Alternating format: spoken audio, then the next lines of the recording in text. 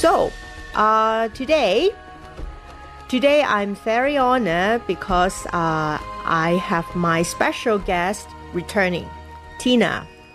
Hello, Tina. Yes, a wonderful yoga teacher who inspires us all to live a more balanced and meaningful life. With the new year just around the corner, we are diving into a topic that's on everyone's mind, New Year resolutions. So, but you know me, I like to go deeper. I believe the true transformation comes from within. And that's why today we are combining Tina's wisdom on yoga and with my insights on manifestation. If you are struggle to stick your goals in the past, today's episode is for you. You will learn how to create resolutions that feel aligned, achievable, and supported by the power of your mind. So now let's start. So Tina, hi, how are you? Good morning. Hey, good morning, Grace. Thank you so much for having me on your show again. Yeah. I really love the topic that you picked. Yeah. Excited to talk about New Year resolutions because it's really something important, I feel. Yeah, because most of the people, they at January 1st or December 31st, they will just, okay, make a wish in last year, in the coming year, what you want to do, what you want to be. But most unfortunately, at the end of the year, they do the reflection, they haven't reached the goal. So today, the first question I want to ask you is, many people set New Year resolutions, but struggle to stick to them. As a yoga teacher, how do you approach setting achievable and meaningful goals?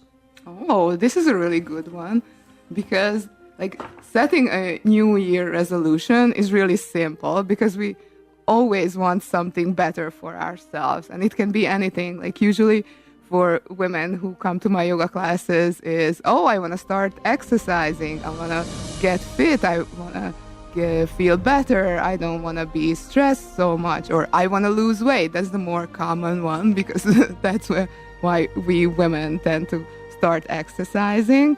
Or it can be more deeper, like I want to show up better for my family and my loved ones. I don't want to be so stressed out. I want to be just there for them. And so everyone shows up with New Year resolutions, but sticking to that resolution that they made, that's the real challenge, actually. Because every January, I see a surge of new women who sign up for my yoga classes and for any other type of fitness exercises. And they are really excited and motivated to get started and to get moving. And they do so well at first. But then after about 2 months or 6 weeks, some start skipping classes. Yeah. And I remember many women who were really, really enthusiastic at the beginning of my yoga programs. And especially one, she was really consistent for the first 4 weeks. Yes. And then missed one class. And I checked in and she thought, no big deal, right? I just skipped one class. Yes. But then she missed another one. And actually, in my experience, this is when it gets really tricky because skipping 2 sessions in a row, it makes it so much harder to get back into a habit. And unfortunately, she didn't finish the yoga program. And that's what I see. If you skip one, it's fine. And you think, it's fine. And then you skip the next one. And then it's you start giving yourself excuses why not to do it. And you just don't keep not showing up. And then it's all downhill from there. So my advice would be really, really simple, is never skip 2 sessions in a row. So if you miss one, that's okay. I mean, life happens, but make it a priority to show up for the next one if you can, because this consistency is what builds that habit and keeps you on track and gives you that momentum that you can really continue doing it. So that's really important. So everyone, can you get the tips? don't skip two. Don't skip two in a row. Yeah, this is what I also learned from, we have our own business. Everyone will do on social media posting, right? So the ideal is every day we can post one story or even one post. But the point is we have other things to do. Yeah. So how we are little bit challenged to put this as our first priority to do the posting. So that's why we also say that we cannot skip 2 days. If you skip 2 days, you already cannot back on track. And I think most of the people they cannot keep consistently doing something is because they don't know why they doing it. The reason behind not just practicing yoga is not a fashion. Is not a things want to do. You have to know the reason why. As Tina say, is most of the clients just want to have more energy when they can play with their kids, and they can be more firm the body. So this is a very, very good tips, Tina. Don't skip 2 days. 2 days, 2 times. So of course, mindfulness is a very powerful tools. Like if you understand that doing yoga, you just like have a pause. If a pause buttons of your life, because we are always every day is very busy. We every day very busy. A lot of things is overwhelming you. So you have to find something like a pause button for your life. The pause is very essential in manifestation too. One of the biggest block to manifestation is doubt. People will set their goals, but when things don't happen quickly, doubt will come up. So, Tina, I know that you have a lot of the many years experience as a yoga teacher.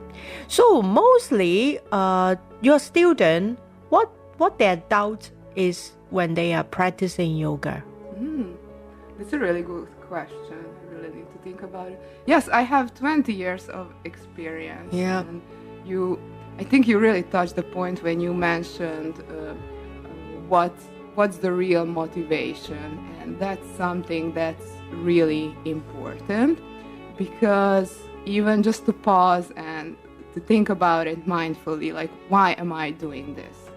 Because it has to come from really, really deep desire. And I want to lose weight, and I've seen like they show up, I want to lose weight, and that's not a really deep enough motivator, because what we really want is, I want to look good in my new clothes or something like that. That's really superficial, but you need to find something deeper. So why do I want to lose weight? Because I want to feel better, or I want to be able to climb the stairs, or I just want to be able to do more things with my kids, like to be more active, to run after them, and so you really need to find that motivation that goes more deeply, or I want to be healthier, or I want to keep my health for longer.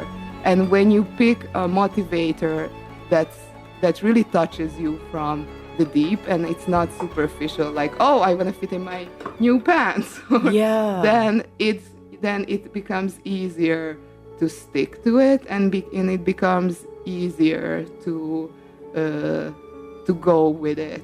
And that's, in my experience, like, I've been doing this for almost 20 years, and everyone who comes with these like superficial motivators, they eventually give up when it becomes hard. So when it becomes challenging, then they quit. But if someone shows up from a deep desire, like, for an example, like, I I want to be fit because I want to be able to play sports with my kids and play soccer and be able to run for 20 minutes with them because they have a lot of energy.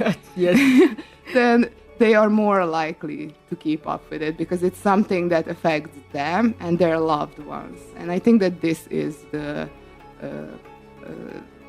I think that this is also in manifestation, what you talk about a lot is like manifesting something that affects you, but also your surroundings and people around you, so that it would create that ripple effect, that it affects positively others as well. Yeah. And you have to have a motivation like that to be able to stick with it. Yeah, just like last week I shared with my audience, also say that you can set different goals, but the true motivation and true reason behind it, you have to know that. For example, as Tina say, okay, if you want to practice yoga, it just want to because I can fit into this dress. But okay, if 1 month later this dress show out, or this dress is already old trend, so what is your goal now? You maybe now their fashion trend is for the loose pant or everything. So does it mean that you don't need to keep fit? No, right? So everyone, you have to find out your more deep inside the reason. So and you will keep motivate yourself. So, and also, I want everyone to understand that, as we always say, of course, yoga is a lot of the stretching exercise, but the other most important is a mindfulness exercise for you too. The mindfulness will help you to notice, okay, what is your doubt and release it before it take over. Because with you or your whole life is a lot of stress, a lot of doubt of yourself. Can I achieve this? Can I achieve this? You cannot focus on what you are at that moment. Yoga practice is you focus on that 1 hour, focus on your body, feel the breathe. So I always tell my clients, take the doubt is like delaying in shipping your manifestation, because every time when things coming to you, doubt, worry, those is not a very good frequency. It will just drag you down. If you practicing yoga is very good, and then you are mindfulness level and you are tuning in to your higher self, but all of a sudden you are just doubting yourself. Is it really I can practice this post yoga lesson for 2 more months and I can fit into this dress? If you have this in your mind, your energy will already drop.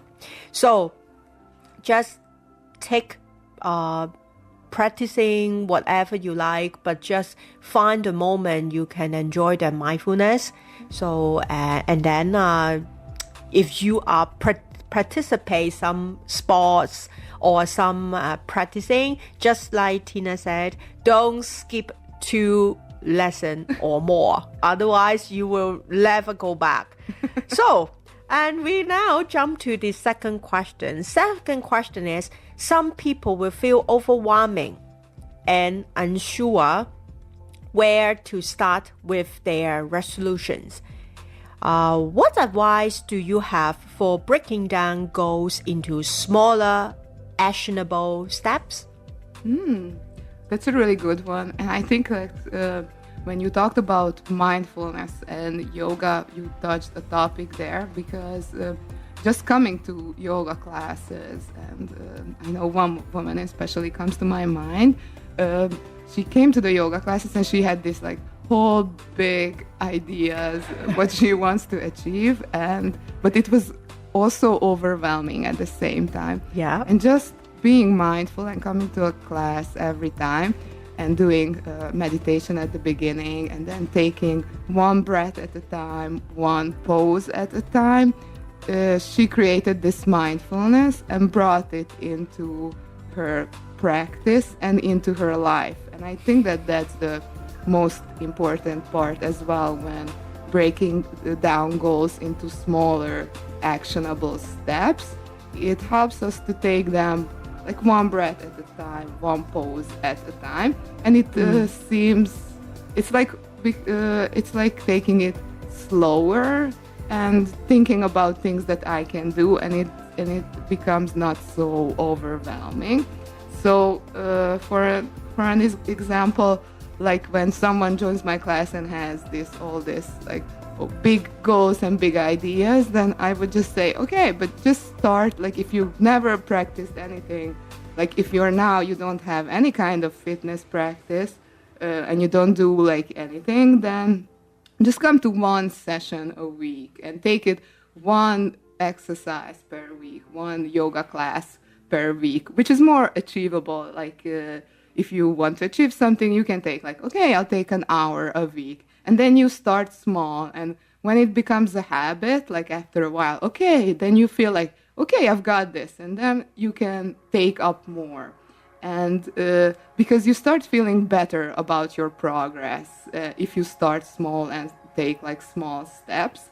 Then if you like try to take up, I'm going to do yoga, I'm going to do aerobics class, I'm going to do this and that. And then you fill up your schedule and you fall off the wagon because you can't do that. And you start feeling bad about it. And then the negative self-talk and chatter starts. But if you take it like one step at a time, then, okay, I did it. My goal was to do it once a week. I'm doing it. And then if you add another session, then like, oh, I'm doing twice a week. And you feel positive about this experience. So I don't know, like, do you see?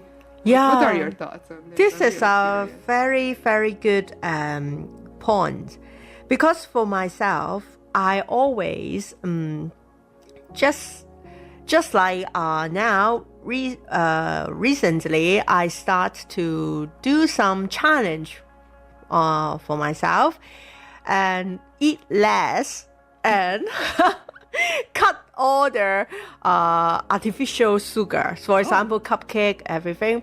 So what I'm doing before the old me, what I'm doing is I will set all 7 days, 1 hour, okay, because I don't want to get bored. So Monday I would do yoga. Tuesday I would do hot yoga. Wednesday I would go swimming. Thursday I would go gym. So I plan. I like to plan. But my thing is, I cannot consistently to doing that, all those things. But and then I will feel sad. I feel guilty because, wait, you promised yourself you will do this one, but you cannot achieve. So how you telling people, how you helping the people to change? Because you as a manifestation coach, but you cannot. So that's why I learned one thing is, okay, if I say I want to eat less, okay, what I'm doing is, okay, normally at the nighttime, because we are Asian people, we like to eat rice. So I will, normally I will eat 1 bowl of the rice. So I eat less. So I just get 1 bowl first and then cut it into 2, take out half. and because, and also, I will when I go out, when I eat, because I want myself to eat slowly, so I change the spoon into very small one, like a teaspoon. Sometimes when I go outside and eat with my friend just say, why you take the teaspoon? And I just share with them because I want to eat slow and it's small. So, and they're laughing at me. But I know that this is the one can help me. Yeah. But as Tina say, you have to break it down into small. But how small is means small? We cannot teach you. We cannot have a answer for this one, because you have to know that, okay, normal size is this one. Okay, then cut it in half or 2 spoons less of the rice, then it's already small. Break it down.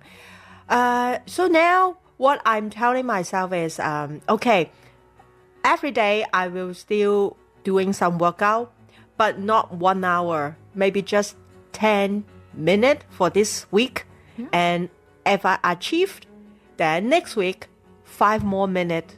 Then you will proud of yourself. At the end of the day, the most important is you have to buy a calendar or the notebook.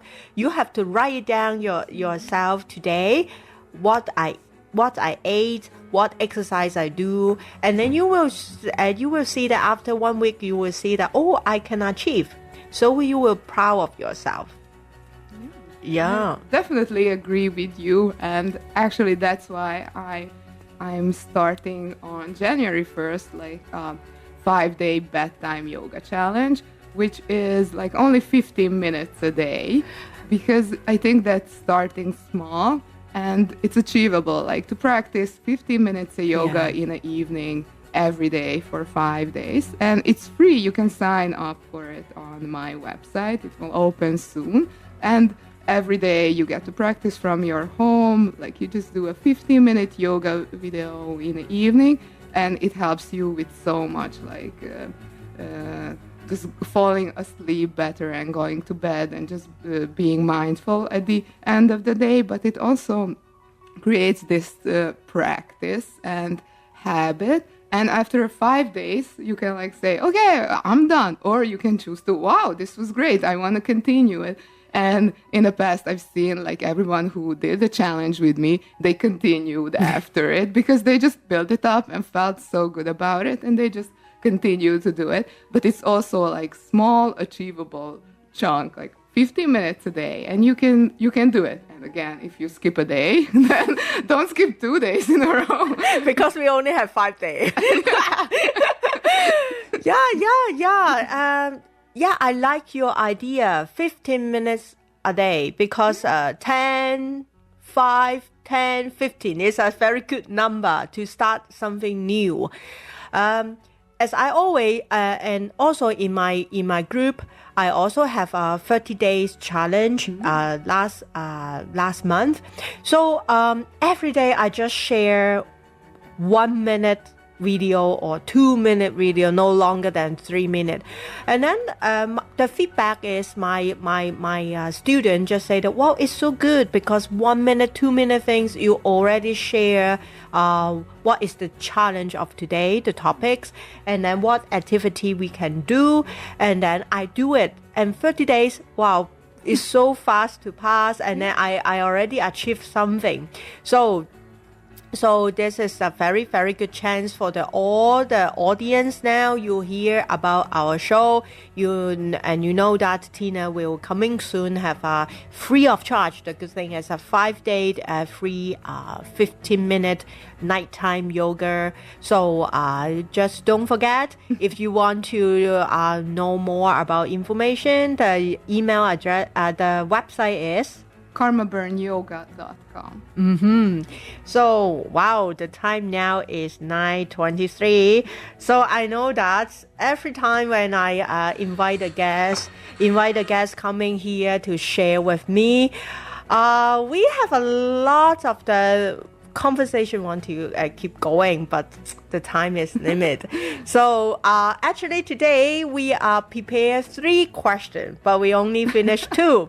So maybe next time, if I have a chance, I can invite Tina come again and share the more about how yoga and other mindfulness exercise we can connect to our higher self.